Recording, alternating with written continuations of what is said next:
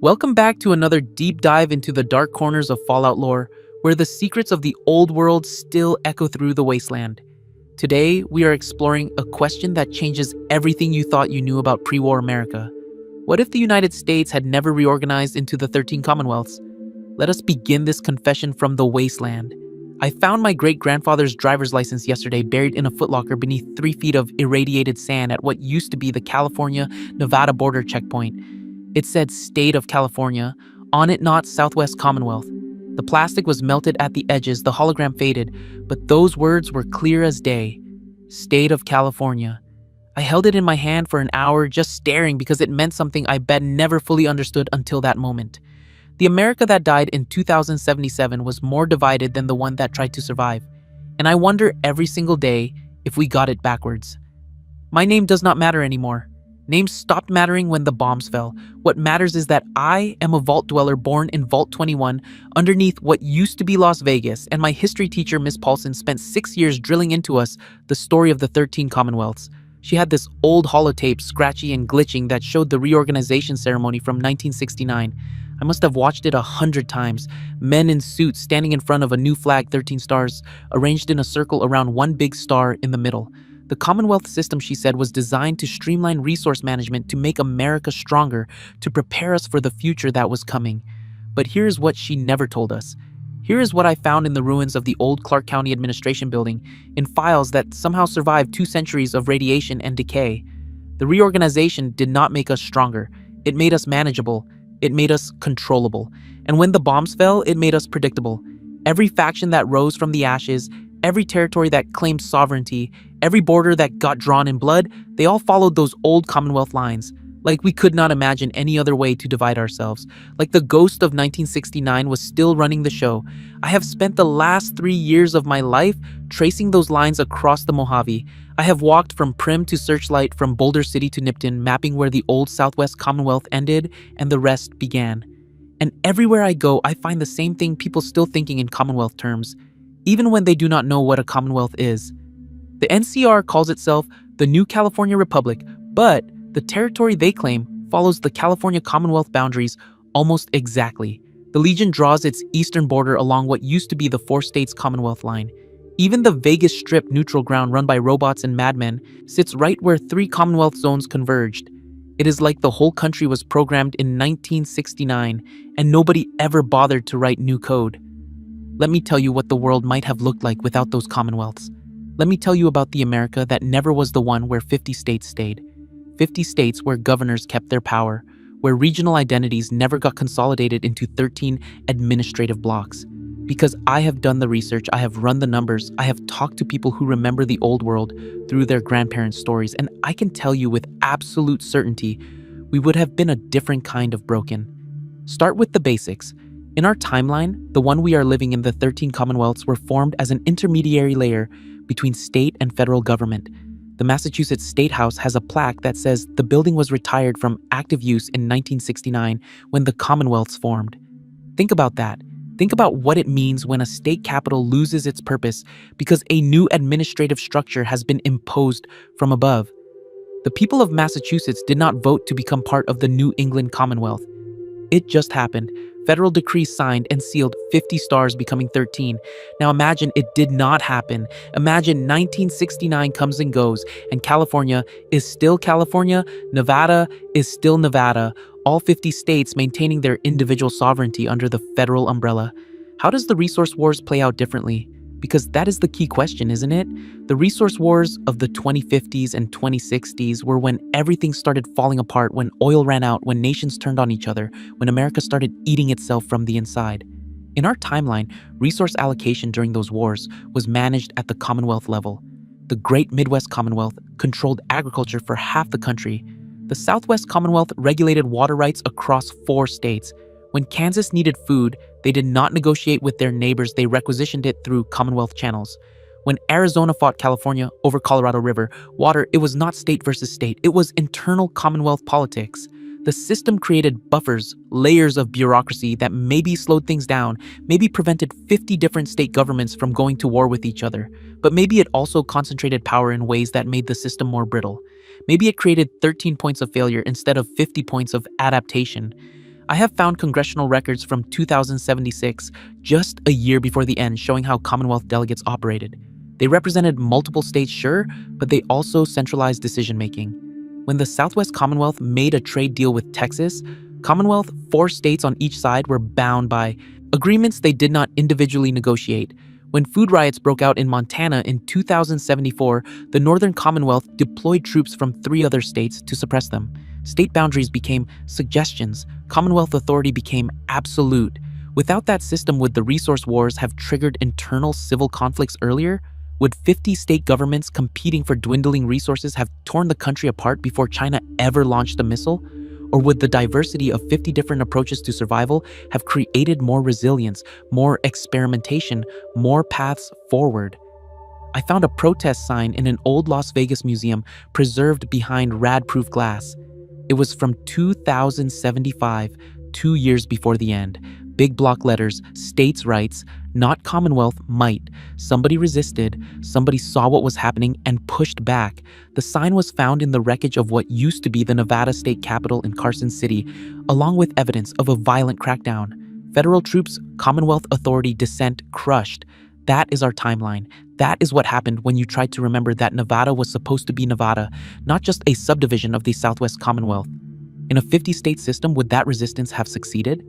Would states have maintained enough individual power to check federal overreach? Or would the chaos of 50 competing governments have made the crackdowns worse, made the military-industrial complex even more necessary, even more dominant? Let me talk about the military, because that is where things get really interesting. In our timeline, military organization by 2077 was built around Commonwealth structures. The Southwest Commonwealth Defense Force, the Great Midwest Commonwealth Guard. When America mobilized for the Anchorage reclamation, when we sent troops to Alaska to fight the Chinese, those forces were organized by Commonwealth. A soldier from California served alongside soldiers from Nevada and Hawaii because they were all Southwest Commonwealth troops. Unit cohesion shared identity, Commonwealth pride. Without Commonwealth's military organization would have defaulted to the old state National Guard system. California troops, Nevada troops, Montana troops, 50 different state militaries coordinated by federal command but maintaining state loyalty. Does that make the military more effective or less? Does state-level organization create stronger local ties and better morale? Or does it create 50 different tactical doctrines, 50 different supply chains, 50 different points of failure? I have talked to Brotherhood of Steel elders who served in the pre-war military. Not many left who remember, but the ones who do, they tell stories about Commonwealth loyalty, how soldiers from different states within the same Commonwealth would die for each other, how the bonds formed across state lines created something new. But they also talk about resentment about Texas Commonwealth troops refusing to cooperate with Northern Commonwealth forces, about how the reorganization created new tribal identities that sometimes helped and sometimes hurt. In a 50-state system, would pre-war military cohesion have been stronger or weaker? Would the old American identity, the one that predated Commonwealth reorganization, have held better under stress? Or would state nationalism have fractured the military into 50 competing forces incapable of unified action? Here is what keeps me up at night: the vaults. Vault-Tec's entire experimental program was organized by Commonwealth. I have accessed old Vault-Tec planning documents, classified files that survived in hermetically sealed underground archives. The experiments were not random. They were demographic studies, region-wide psychological testing. Vault 13 was a Southwest Commonwealth project designed to test how people from California, Nevada, and Hawaii would respond to isolation. Vault 76 in Appalachia was designed around New England and Columbia Commonwealth demographics. Every vault in a given Commonwealth was running variations on the same experimental themes, creating a controlled study across millions of test subjects. Without the Commonwealth system, Vault-Tec's experiment design would have been completely different. Maybe more randomized, maybe less coordinated, maybe distributed across 50 state-level demographics instead of 13 regional ones. Does that make the Vault program better or worse? Does it create more diverse data, or does it create chaos that makes the results useless? And since the vaults were never really about saving people, since they were always about preparing for some post-war future that the Enclave and their corporate backers had planned, does changing the experimental design change the post-war world? If you are still with me after hearing this, hit that like and subscribe button. I need to tell you about the Enclave because this is where the Commonwealth question gets truly twisted. The Enclave, the remnants of the pre-war United States government, the shadow government that survived on oil rigs and in bunkers while the rest of us burned, they claim legitimacy based on continuity of government. We were the federal government before the war, they say so. We are the legitimate government after the war. In a Commonwealth system, that claim is arguably stronger. They represented the layer above the Commonwealths, the unified federal authority that coordinated all 13 regions. They can point to the chain of command, the succession protocols, the constitutional authorities that put them in charge when the president evacuated to an oil rig instead of staying in Washington. But in a 50-state system without Commonwealths as an intermediary layer, the Enclave's claim to legitimacy becomes more complicated. Because if 50 states maintained more sovereignty, if governors retained more power, if state governments were more robust, then the Enclave becomes just one claimant among many. The governor of California, the governor of Texas, the governor of New York, they all have equally valid claims to represent governmental continuity in their regions. The Enclave cannot claim to be the only legitimate successor to federal authority if state authority remains strong enough to challenge them. Maybe that is why the Enclave was so brutal in our timeline. Maybe they knew their legitimacy was shaky even with the Commonwealth system backing them up, so they overcompensated with violence, with genocidal plans, with schemes to wipe out everyone who might question their authority. In a 50-state world without Commonwealth consolidation, making their federal claims seem natural, they might have fractured immediately. 13 different Enclave successor governments, each claiming to represent their region, each former Commonwealth becoming its own breakaway state with its own version of pre-war authority. That is the nightmare scenario, right? Not one enclave trying to genocide the wasteland, but 13 smaller enclaves each, with enough resources to be dangerous, but not enough to actually succeed at anything except making everyone else miserable. Or maybe it would have been better. Maybe smaller regional successor governments would have been forced to actually govern, to make deals to recognize the people they claim to rule instead of hiding on oil rigs and plotting extinction events. I have walked through what is left of the California coastline from the Boneyard up to the ruins of San Francisco, and everywhere I go, I see this same pattern: post-war factions drawing borders along pre-war Commonwealth lines. The new California Republic, which started as a farming settlement called Shady Sands, founded by Vault-15 survivors, named itself after the California Commonwealth, not the state of California. When they expanded, when they started incorporating other towns and forming a federation, they thought in Commonwealth terms. Their first 5 member states, Shady Sands, Los Angeles, Maxon, The Hub, and Dayglow, they all fall within the old California Commonwealth boundaries. Not the state boundaries, the Commonwealth ones. Aradesh and Tandi, the founders of the NCR, they grew up hearing about the Commonwealth system. Their parents, the original Vault-15 dwellers, they lived through the Commonwealth era. They knew California as part of a larger regional identity, not as a standalone state. So when they built something new, when they tried to create a government from the ashes, they unconsciously replicated the structure they had inherited. The NCR is shaped like a commonwealth because its founders could not imagine any other shape for a regional government to take. But what if Vault-15's founders had remembered California as a state with its own identity, its own boundaries, its own governmental traditions, stretching back to the gold rush? Would Shady Sands have become the capital of the new California state instead of the new California Republic? Would the political structure have been different? The expansion pattern altered, the relationship with neighbors reconfigured? I spent 2 months in the NCR capital before it was destroyed, before Shady Sands became a crater and a ghost story. I talked to old-timers who remembered President Tandi, who served for 52 years and shaped the republic into what it became. They told me about her vision, about how she wanted to rebuild the old world to restore democracy and rule of law and all those beautiful principles that died in nuclear fire. But when I asked them what the old world looked like in her mind, they always described it in Commonwealth terms. 13 regions coordinated federal authority, streamlined resource management. Nobody remembered or cared that there used to be 50 states with their own flags, their own governments, their own competing visions of what America should be. The Commonwealth system, implemented 108 years before the bombs fell, had erased the memory of what came before. Even people trying to rebuild American democracy were rebuilding the version that existed from 1969 to 2077, not the version that existed from 1776 to 1969. 2 centuries of state-based federalism forgotten, 1 century of Commonwealth consolidation remembered. That is the power of institutional memory. That is how deeply the reorganization scarred American consciousness.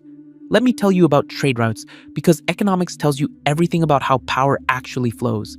In the post-war wasteland, the major trade corridors all follow old Commonwealth commerce patterns.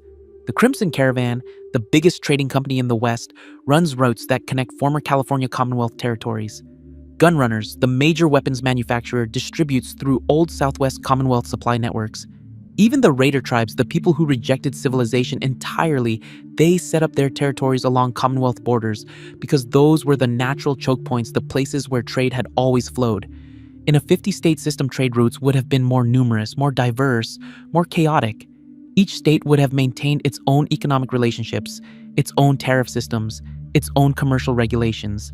The interstate highway system would have connected 50 different economic zones instead of 13, creating a more complex web of trade relationships. Does that make the post-war economy better or worse? Does diversity of trade routes mean more resilience when civilization collapses, or does it mean more confusion, more conflict, more warlords fighting over smaller territories? I have mapped every major trade route in the Mojave and compared them to pre-war Commonwealth boundaries. The correlation is almost perfect. Traders follow the old roads, sure, but they also follow the old political logic. They think in terms of Commonwealth-sized territories of regional markets that span multiple former states. A 50-state economic system would have produced a different pattern: smaller markets, more local economies, less regional integration. Is that better for Reconstruction or worse? The NCR's economic success came partly from their ability to integrate multiple territories into a single market to leverage Commonwealth-scale economics. Without that model, without that inherited structure, would post-war governments have defaulted to city-states, to local autarky, to isolated communities too small to ever rebuild anything resembling civilization? Let me tell you about Caesar's Legion, because they are the dark mirror of the NCR, the faction that proves how deeply Commonwealth thinking infected everyone. Edward Sallow, the man who became Caesar, he was a follower of the apocalypse, an educated man who studied pre-war history. When he decided to build an empire to create a totalitarian slave state based on ancient Rome, he did not base its territorial organization on Roman provinces.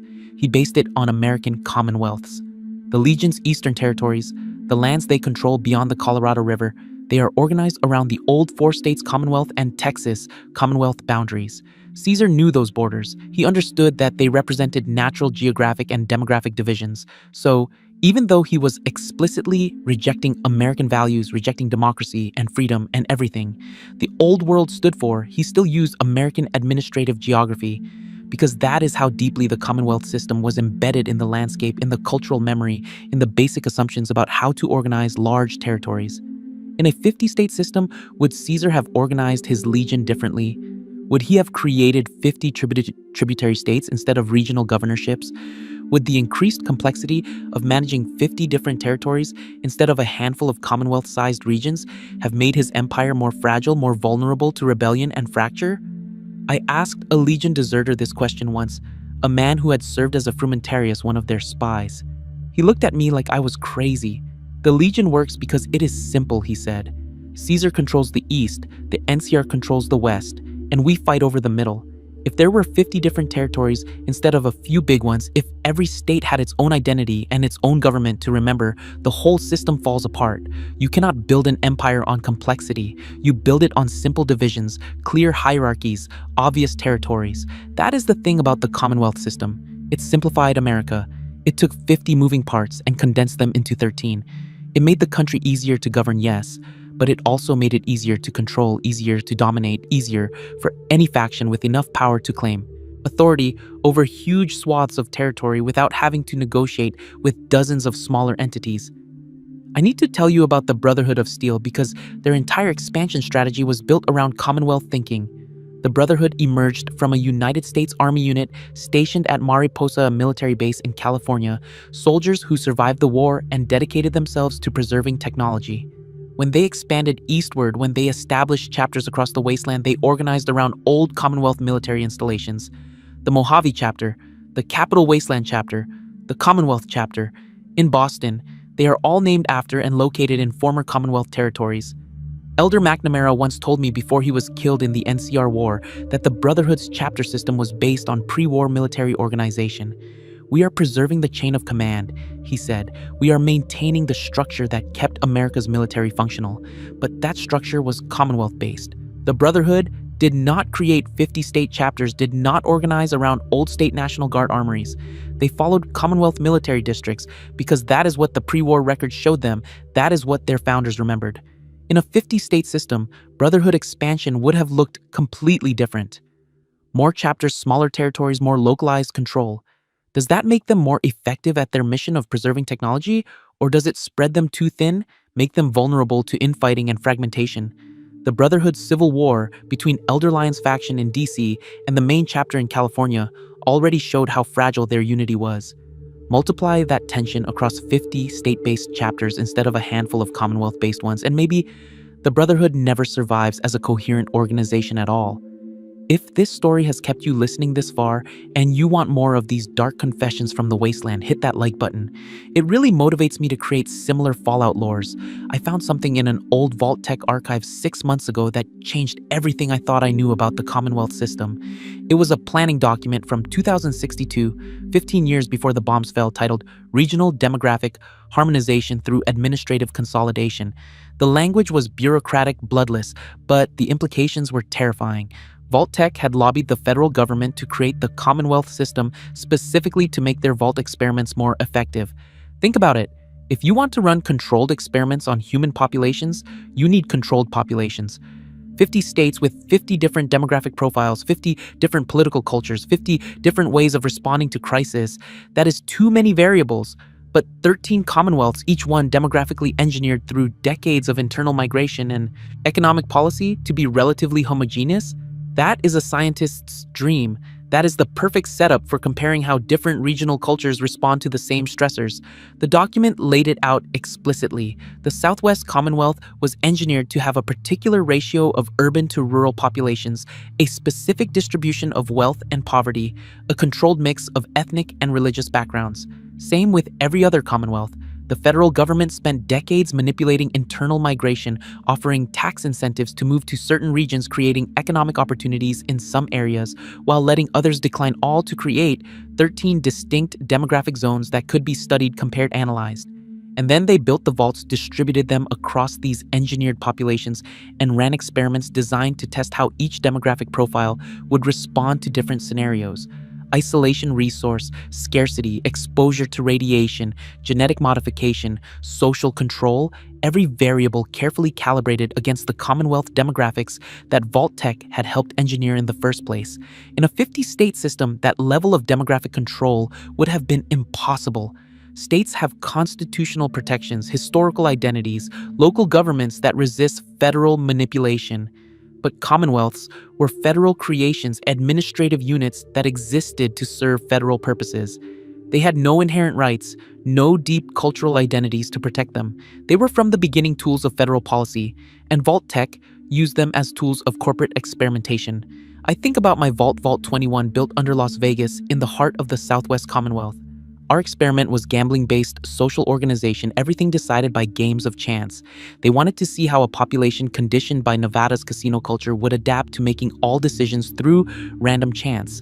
That experiment only made sense in Commonwealth terms in a demographic zone that had been engineered to value gambling and risk-taking and luck over planning and security. In a world where Nevada was still Nevada, still its own state with its own distinct identity, would Vault-Tec have designed the same experiment? Or would state-level demographic diversity have made their entire experimental program impossible to execute? Here is the question that haunts me. Did the Commonwealth system make us weaker or stronger when the bombs fell? I have spent 3 years researching this, traveling across the wastes, talking to survivors and their descendants, reading every pre-war document I can find. And the answer keeps changing depending on which angle I examine it from. On one hand, the Commonwealth system created regional resilience. When California got hit, the rest of the Southwest Commonwealth had established supply chains, mutual aid agreements, coordinated emergency response protocols. The same infrastructure that managed resource allocation during the resource wars became the framework for disaster response after nuclear war. Commonwealth-level emergency management meant that when one state collapsed, neighboring states in the same Commonwealth were already positioned to help, already had the legal and logistical structures in place to coordinate relief efforts. The NCR exists today partly because of that Commonwealth infrastructure. When Vault 15 opened and its residents founded Shady Sands, they did not build from nothing. They scavenged Commonwealth government buildings, used Commonwealth emergency supply caches, followed Commonwealth evacuation routes to find other survivors. The mutual aid networks that the Southwest Commonwealth had built over a century became the foundation for post-war cooperation. Without those networks, without that inherited structure, maybe Shady Sands stays isolated, stays small, never grows into the republic that briefly brought law and order back to California. But on the other hand, the Commonwealth system created single points of catastrophic failure. When a Commonwealth capital got hit, when the central administration vaporized in nuclear fire, the entire region lost coordination. I have found evidence that the Great Midwest Commonwealth, which controlled most of America's agricultural production, had its entire administrative apparatus in Chicago. One bomb and the coordination structure for feeding half the country disappeared. In a 50-state system, losing one state capital means you lose one state's coordination, but 49 others keep functioning.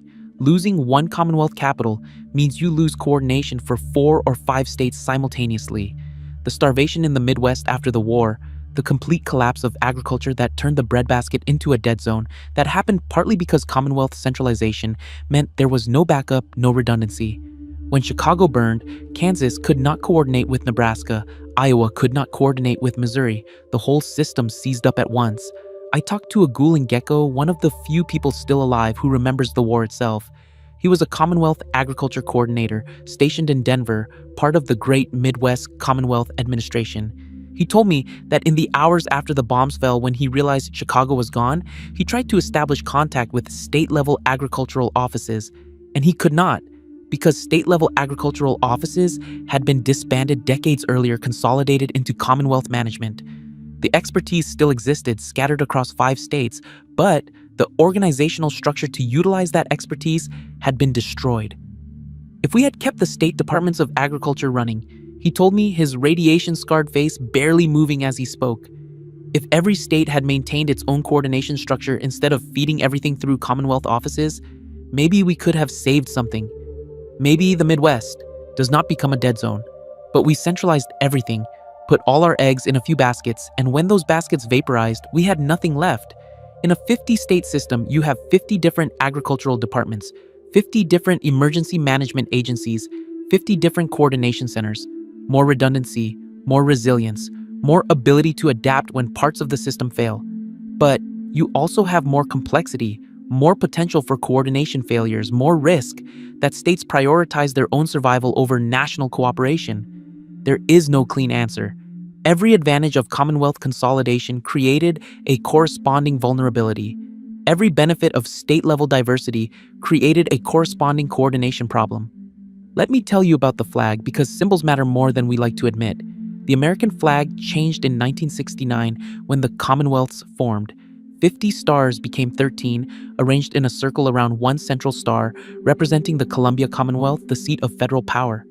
That flag flew over America for 108 years, from 1969 to 2077. It is the flag that most pre-war Americans would have recognized, the flag that hangs in vaults and ruins across the wasteland. But I have seen the old flag too, the 50-star version. I found one in a museum in Vault 4, preserved behind glass, and looking at it felt like seeing a ghost. 50 stars, each one representing a state, each state representing a sovereign entity that chose to join a union of equals. That is what the old flag meant. Voluntary association maintained sovereignty, United States plural, not singular. The 13-star flag told a different story. 13 administrative regions managed by federal authority, topped by one central star that represented the real power. Commonwealth system, singular, not plural, a fundamentally different vision of what America was supposed to be. In our timeline, that 13-star flag is what people remember. It is what the NCR's two-headed bear flag is based on, that same centralized symbolism, that same assumption that regions matter more than individual states. It is what the Enclave flies when they claim governmental authority. It is even what the Brotherhood of Steel sometimes uses when they want to invoke pre-war American identity. But what if the 50-star flag had remained? What if American identity in the years leading up to the war had stayed rooted in state sovereignty and the idea of diverse communities choosing to cooperate rather than administrative regions designed to be managed?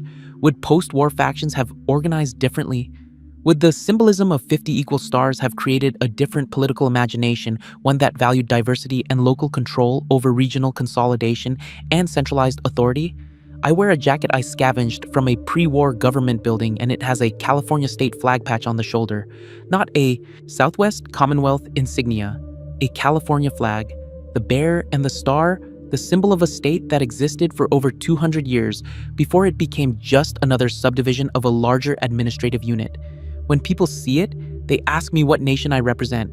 They do not recognize California as California. They recognize it as part of the Southwest Commonwealth, or as the core of NCR territory, or as a region on a map, but not as a state with its own history, its own identity, its own claim to existence, separate from whatever larger structure it was forced into. That is what the Commonwealth system did. It erased states from cultural memory. It made regions the basic unit of political imagination. And when the old world died, when we tried to build something new from the ashes, we could only imagine building it in regional terms because we had forgotten what it meant to think in state terms. I need to tell you something I have not told anyone before. I know who my great-grandfather was. The one whose driver's license I found, the one who lived in a world where California was still California. His name was Marcus Chen, and he was a state senator. California state senator representing Sacramento County, serving from 2071 to 2075. I found his office in the ruins of the old Capitol building, and I found his files and I found his notes from the last years before the war. He fought against the Commonwealth system, not publicly, not in ways that would get him arrested, but in the quiet ways that state politicians fought when federal authority had become too powerful to challenge directly. He introduced bills to restore state control over water rights, over agricultural policy, over emergency management. Every one of those bills died in committee, killed by Commonwealth administrators who had veto power over state legislation that interfered with regional coordination. In his private notes, written in the margins of failed legislative proposals, he documented the slow death of state sovereignty. How California's governor had become a ceremonial position by 2075. How real decisions were made by Southwest Commonwealth officials who answered to federal authorities in Washington. How the California state legislature had been reduced to managing local issues like road maintenance and school funding, while all the important stuff, all the questions about resources and security and economic policy got decided at the Commonwealth level. He saw what was coming. In a journal entry from April 2077, 6 months before the bombs fell, he wrote, "We consolidated power in the name of efficiency, and we lost the diversity that made us resilient. When the crisis comes, and it will come, we will all fail in the same way at the same time because we have all been forced into the same system. There is no backup plan because we destroyed all the alternatives." He was right. The crisis came. The bombs fell. And America failed in exactly the pattern the Commonwealth system had programmed us to fail in. 13 regional collapses instead of 50 state-level adaptations. 13 sets of identical emergency protocols that all broke down in identical ways. 13 parallel disasters with no diversity of response, no alternative approaches, no experimentation with different survival strategies. My great-grandfather died in the Sacramento Capitol building on October 23rd, 2077, probably still at his desk, still fighting for a version of California that had already ceased to exist. I found his skeleton there, still wearing a badge that said California State Senator, not Southwest Commonwealth Delegate, not Regional Administrator, State Senator. He held on to that identity even when it no longer meant anything, and I wonder every single day if he was fighting for something better or just refusing to adapt to reality. Would a 50-state system have survived the nuclear war any better, or would it have collapsed even faster, unable to coordinate, unable to share resources? 50 different governments all making 50 different mistakes. The NCR tried to rebuild federalism, tried to create a government based on democratic principles and rule of law, and they succeeded for a while. They created something that worked, that provided security and prosperity and hope to millions of people. But they also replicated the Commonwealth model, built their republic on the same centralized assumptions, made the same trade-offs between efficiency and resilience. And then Shady Sands got nuked. One bomb, one city, and the entire republic collapsed. Just like the Commonwealth system collapsed when the regional capitals got hit. Just like every centralized system collapses when you destroy the center. If the NCR had been built on a 50-state model, if power had been more distributed, if the capital had been less important, would one bomb have caused total systemic failure? I do not know. Nobody knows. We cannot run the experiment again. We cannot go back to 1969 and choose differently. All we can do is look at the world we have, the world the Commonwealth system created, and try to understand whether we are building on a foundation that was always cracked or whether we are just repeating mistakes because we cannot imagine alternatives. Here is what I do know. Post-war factions have been trapped in Commonwealth thinking for 200 years. The NCR, the Legion, the Brotherhood, the Enclave, even the Raider tribes and the merchant guilds, they all organize themselves around the same basic assumptions about how to divide territory, how to structure authority, how to imagine political space. Those assumptions came from 1969, from a reorganization that was supposed to make America stronger, but might have just made us more uniform, more predictable, more vulnerable. If we want to build something different, something that might actually survive the next catastrophe, we need to break free from Commonwealth thinking. We need to remember that America was once 50 different experiments in self-government, 50 different approaches to the same problems, 50 different visions of what a good society could be. We consolidated all that diversity into 13 administrative blocks, and when those blocks failed, we lost all 50 alternatives at once. The question is not whether the Commonwealth system was good or bad. The question is whether we are doomed to keep replicating it because we have forgotten there were ever any other options. The question is whether my great-grandfather died defending something that could have saved us, or whether he died defending nostalgia for a system that was already obsolete. I am standing at the California-Nevada border checkpoint, the place where I found his driver's license, the place where Commonwealth boundaries used to matter. And I am looking at two paths forward. One path leads to New Vegas, to Mr. House City-State, to a vision of the future built on pre-war corporate autocracy. The other path leads into NCR territory, or what is left of it after Shady Sands fell, to a vision of the future built on Commonwealth-style democracy. Neither path remembers what it meant to be California or Nevada. Neither path values the state identities that my great-grandfather died defending. Both paths assume that regions are the natural unit of political organization, that consolidation is inevitable, that the future has to look like some version of the Commonwealth system because we literally cannot imagine anything else. But I can imagine something else. I have studied the old records I have read, the histories I have traced, the lines that the 1969 reorganization drew across America. And I know that those lines were choices, not inevitabilities. We chose centralization over diversity. We chose efficiency over resilience. We chose Commonwealth consolidation over state sovereignty. And maybe, just maybe, we can make different choices now. That is what I am trying to do, standing here at this forgotten border checkpoint with a 200-year-old driver's license in my hand.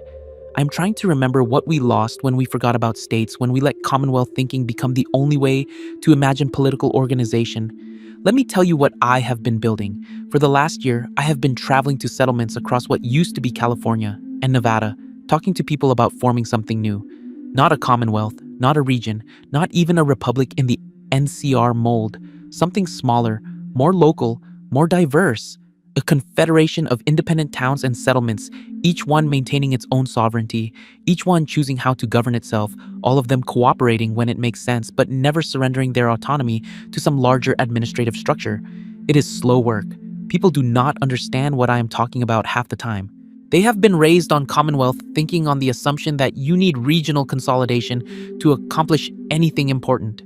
When I talk about town-level sovereignty, about keeping power local and distributed, they look at me like I am crazy.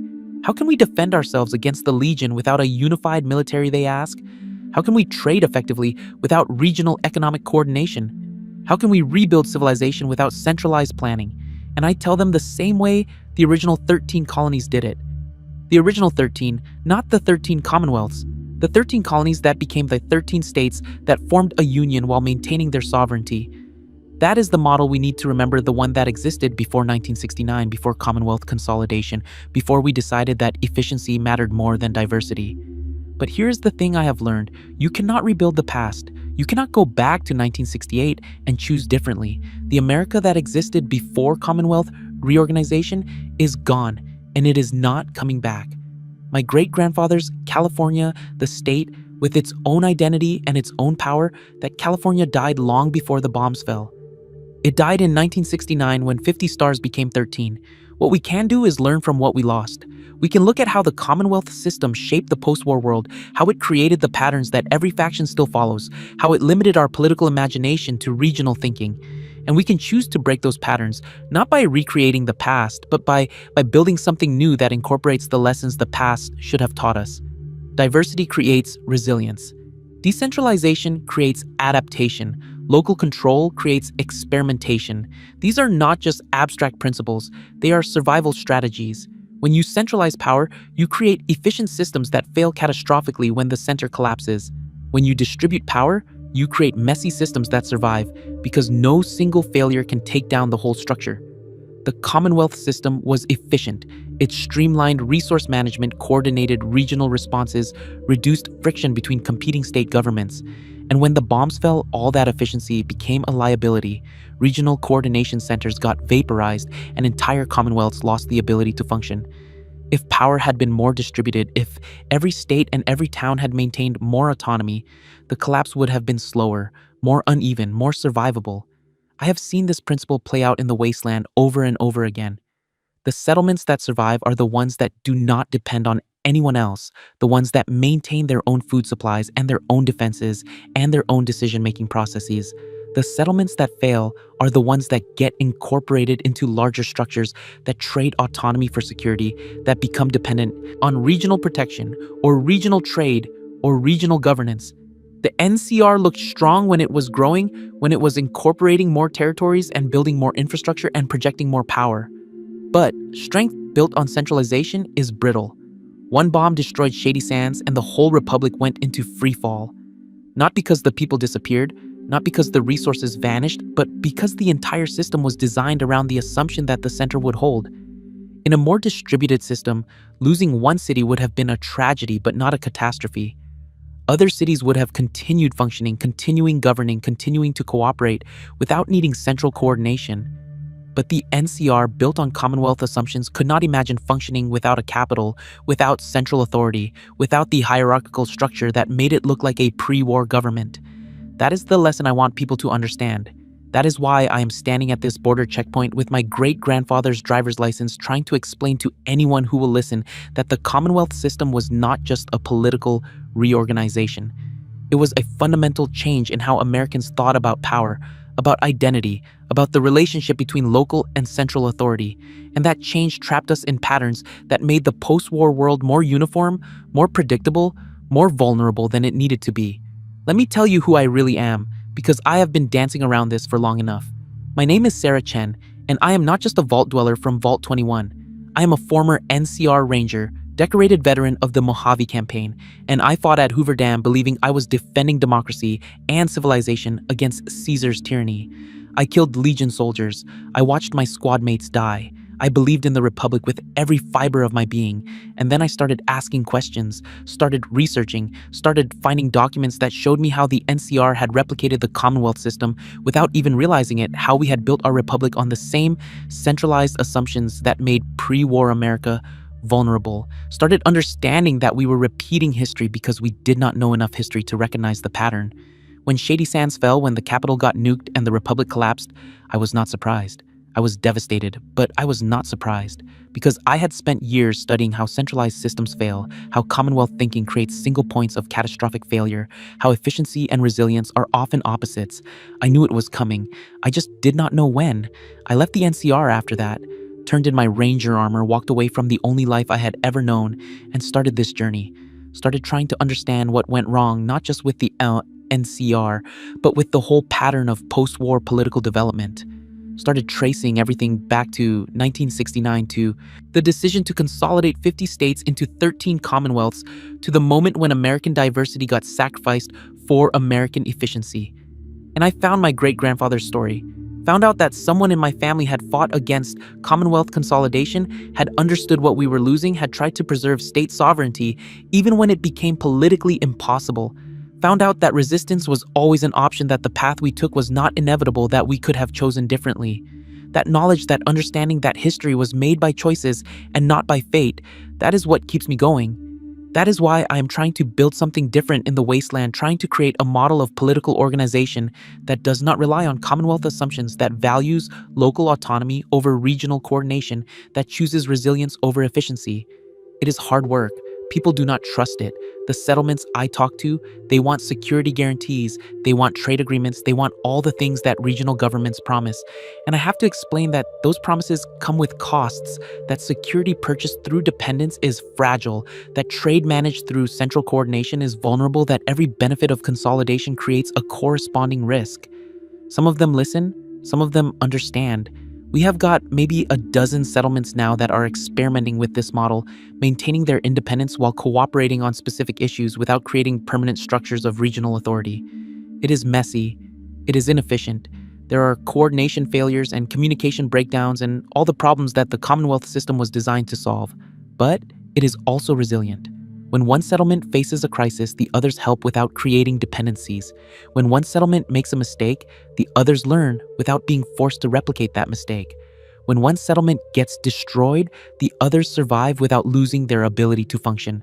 That is what diversity looks like in practice. That is what a 50-state model, or in our case, a 50-settlement model, could accomplish. Not efficiency, not streamlined coordination, not the kind of impressive centralized power that makes empires look strong. Just survival, just adaptation, just the ability to keep going when parts of the system fail. I think about the resource wars, a lot about how America tore itself apart competing for dwindling oil supplies.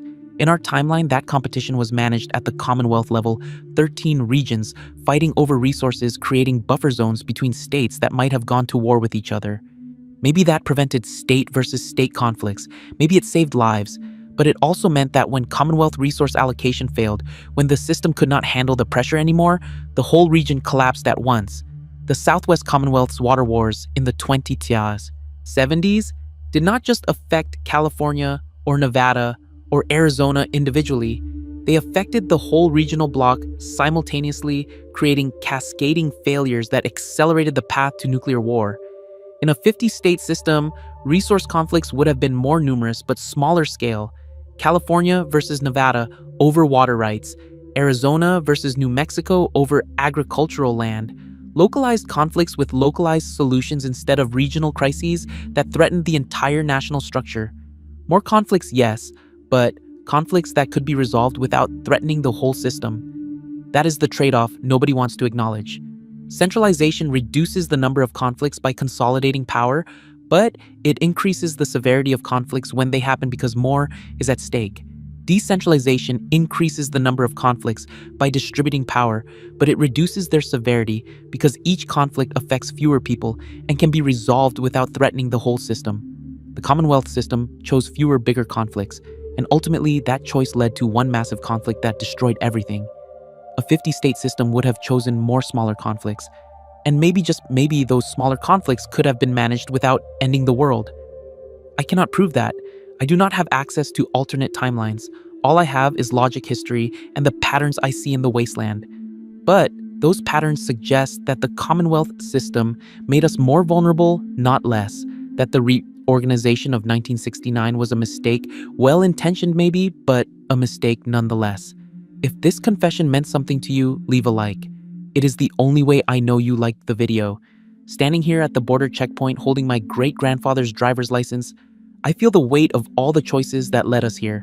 The choice in 1969 to centralize, the choice in 2077 to go to war, the choice after the bombs to rebuild using the same patterns that had failed us, and the choice I am making now to try something different to resist Commonwealth thinking, to remember that America was once diverse and distributed and resilient precisely because it was never fully unified. The future does not have to look like the past. We do not have to keep organizing ourselves into regional blocks just because that is what we inherited from the Commonwealth system.